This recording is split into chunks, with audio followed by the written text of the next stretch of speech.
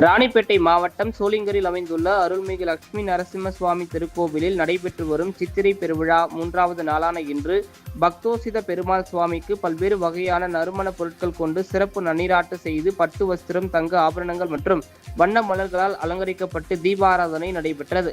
பின்னர் பக்தோசித பெருமாள் சுவாமி அலங்கரிக்கப்பட்ட அம்ச வாகனத்தில் எழுந்தருளி மங்கள வாத்தியங்கள் முழங்க 8 மாட வீதிகளில் உலா வந்து பக்தர்களுக்கு அருள் பாலித்தார். சுவாமிக்கு வீடுதோறும் பக்தர்கள் கற்பூர ஆரத்தி காண்பித்து வழிபட்டனர்.